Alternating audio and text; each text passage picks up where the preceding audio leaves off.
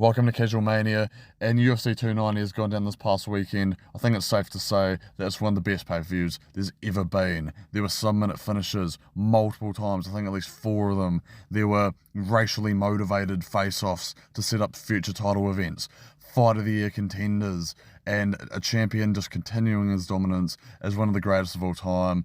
And to kick things off for what I want to talk about today, I'm going to go straight into Robbie Lawler's retirement, because what a perfect send-off for the man. A man who always brought the violence, was always entertaining, and just finished his career that exact same way with like a 38-second KO of Nico Price. Perfect ending. Most of the time when fighters are finishing their career, retiring, it's because they've been knocked out like 50 times in a row or something like that, or they haven't even decided that they're going to retire and then they just do it in the moment because, yeah, usually it's a result of a brutal knockout.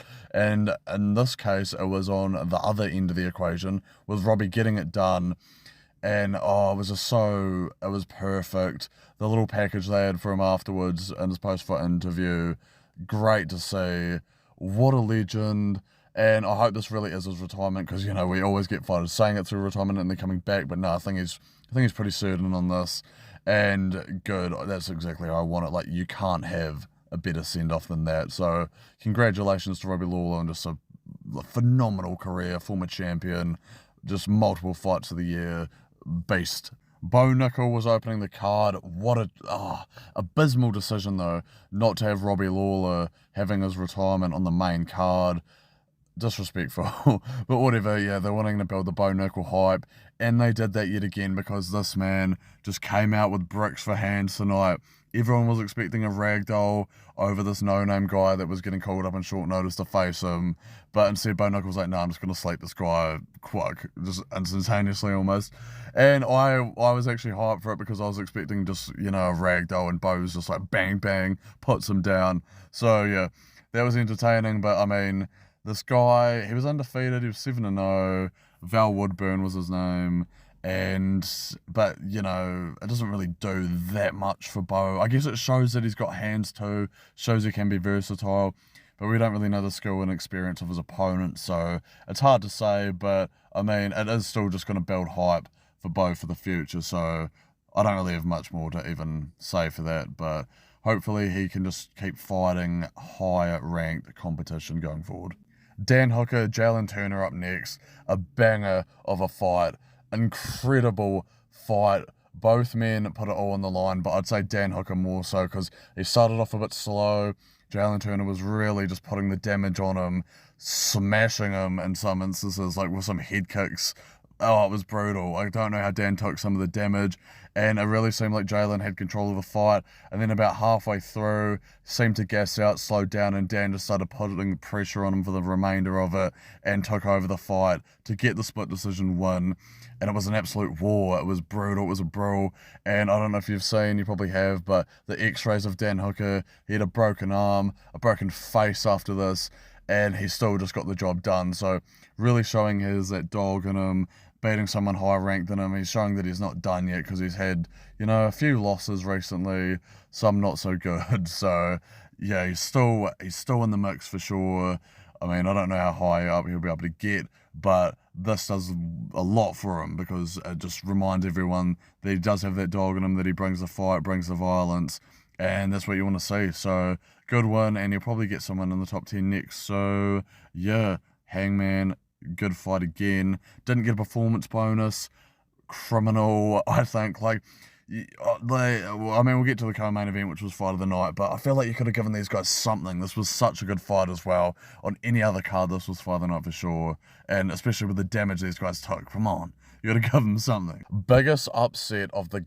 No, not of the night, of my life. Of my entire life. I have never been so certain that a fighter was going to win, and they ended up losing. I'm talking about Dracus du Plessis knocking out Robert Whittaker. What the hell was this? I'm struggling to even believe this has actually happened. I gave Dracus du Plessis no chance, just like I think a lot of other people did. He hasn't even really looked that good in his UFC career so far. Like, he's just been absolutely gassed out in all his fights, and just somehow still manages to win despite looking kind of average. And there was no reason to believe that he was going to beat Whittaker. Like, Whittaker, the only person who's ever lost to at middleweight is Adesanya, and he's just been like one of the pound for pound best fighters throughout his entire career.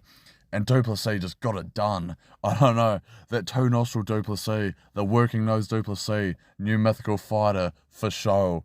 But this was just insane. I'm still trying to get over it. And I'm sad as well because Whittaker is one of my favourite fighters. But what can you say? Du Plessis did get it done. And it blows my mind. It blows my mind.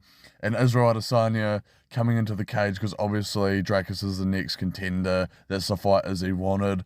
And I mean, what do you say about Izzy's post-fight antics here? There's obviously some beef regarding the heritage or whatever. I just don't know. To me, it's just Adesanya getting in his feelings again, like he always does with every single opponent. Like, his insecurities are just fully on display. I don't really even know why. Is it just the fact that Dracus du Plessis lived in Africa his entire life, or Adesanya moved to New Zealand, is also claimed to be Chinese at one point, so this beef is confusing, it really is. Seems like Adesanya's just making something out of nothing. I think du Plessis just handled it fully well and made Adesanya look cringe. Reminded me of Anthony Joshua after that Usyk fight, just going absolutely wild on the mic, needed someone to stop him. But it's just going to build more hype for the fight. I would say, I would for sure predict that I would think Adesanya would make easy work of du Plessis, but now I don't even know, because I thought Whittaker was going to 30-25 this man, and he's been knocked out, so I don't know, it's hard to predict, but I think the safe prediction is just to go with Adesanya again, so I'd say he probably does win that, but I mean, it's definitely way more exciting now for sure. Co-main event, Alexandra Pantoja getting it done over Brandon what's his name? Lego Man. Brandon Moreno. And an absolute war from beginning to end. Like, I was suspecting that this fight could have been a banger. Wasn't too sure, but both men brought it the entire time. Like, for the majority of the fight, they were both just fully standing in front of each other, just swinging for the fences, putting everything they had out there.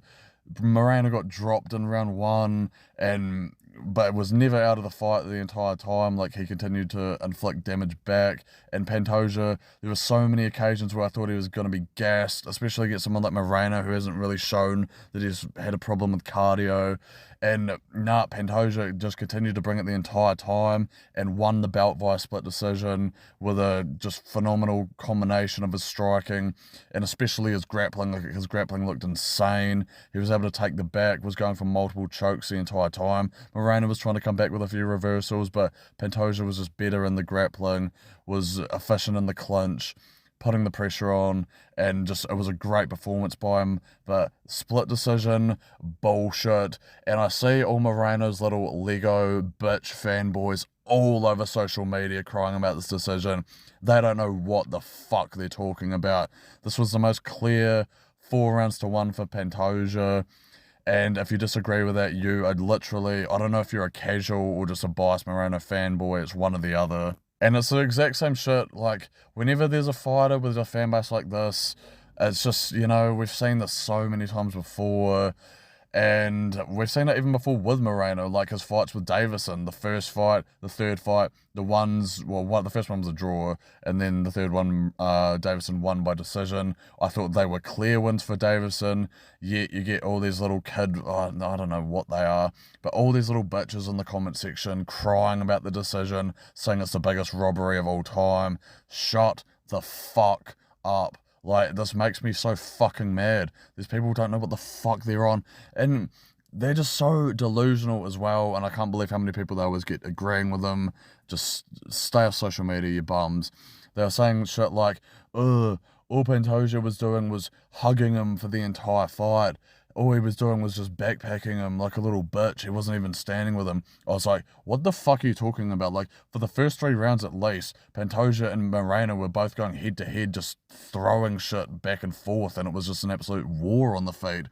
And then it's understandable for the later round. I mean, Pantoja is a grappler anyway, so I don't know what they've been complaining about. But it's so understandable because they were setting such a high pace throughout the entire fight.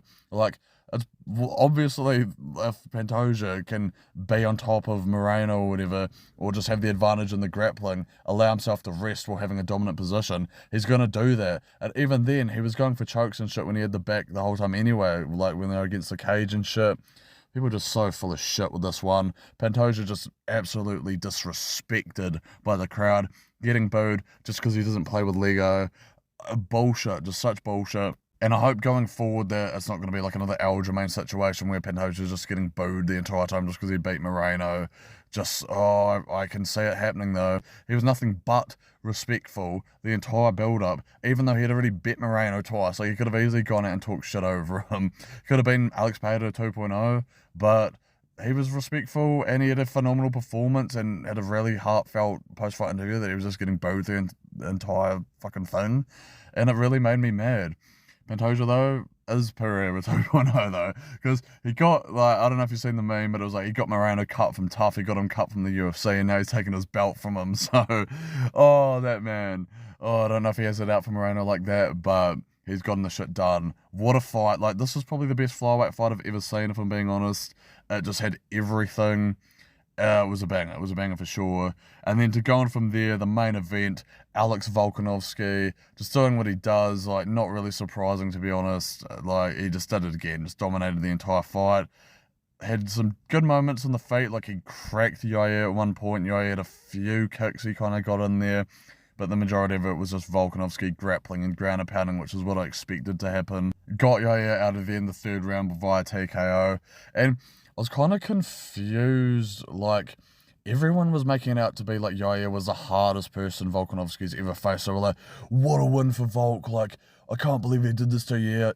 And I'm just like, I mean, is this not the most predictable outcome that there was? Like, to me it was. I mean, Yair, explosive striker, can do anything on the feet, but, I mean, we've seen him get out-grappled multiple times throughout his career. Like, even Max Holloway, he won. Like, a lot of that was due to the grappling and the takedowns and stuff like that. So, this wasn't a surprise to me. And everyone was like, whoa. Maybe not everyone, but a lot of what I saw, like, the commentary afterwards was saying that Yair was Alex's toughest test today. And I was just like, wasn't really seeing that. But, I mean, regardless, just another one for Volk. He's got two options next. Islam, Ilya. People are sleeping on Ilya, man. Like, as they always have been throughout that guy's entire career. Like, I remember when that whole shit with Paddy was going on and there were so many people like, oh no, Paddy fucks this guy up, just not even knowing who he is. Same shit when he was going against Ryan Hall, and he's just fucked these guys up again and again. Put a 50-42 on Emmett the other week. Like, and he's such a well-rounded fighter. I've seen people being like, I literally saw so many comments saying, oh, Volkanovski will do exactly what he did to Yair tonight. In fact, it's probably going to be even easier. And this isn't like a few comments. Like, I've seen a lot of agreement with that. And people just don't know how good Ilya really is. Like, he's so well-rounded, phenomenal grappler, has power on the feet, speed, combinations. Like, I think this is going to be a lot harder of a fight for Volk than people are making it out to be. And maybe, I mean, because Ilya is still relatively, like, fresh into his career. Like, he doesn't have, like, 1,000 wins in the UFC. He's undefeated still, obviously. But I think this will be probably Volk's hardest test. I mean, maybe he'll prove me wrong and absolutely dominate. Who knows? But people are counting out Ilya. And then Islam's the other option. A lot of hype there. But, I mean, I don't know. Either way, I'm not really too fussed, but I think Volk needs to get out of the featherweight division, so maybe it would make more sense to do that Ilya fight first. And especially because Islam hasn't even had a title defense. Like, he's not even being discussed for defending his title, like classic Dagestani, just sitting on the sidelines. But what can you do about it? But just a great card overall. I was never bored. I was not bored one time throughout this entire card. It was just bangers, back-to-back, finishes, fucking amazing fights, and just everything I could have wanted. So, I don't know if this is the best pay-per-view I've ever seen, but it's definitely up there for sure. And, yeah, what more can we ask for? And then we've got 291 up next for pay-per-views, which is looking to be just incredible as well. So, UFC popping off at the moment. Fight nights in between, pretty dead. Haven't given too much of a fuck about them, but these pay-per-views, like, they're getting all the big fights in them. So, that's what I really want. So, yeah, that was UFC 290. That was my recap. and yeah, just incredible.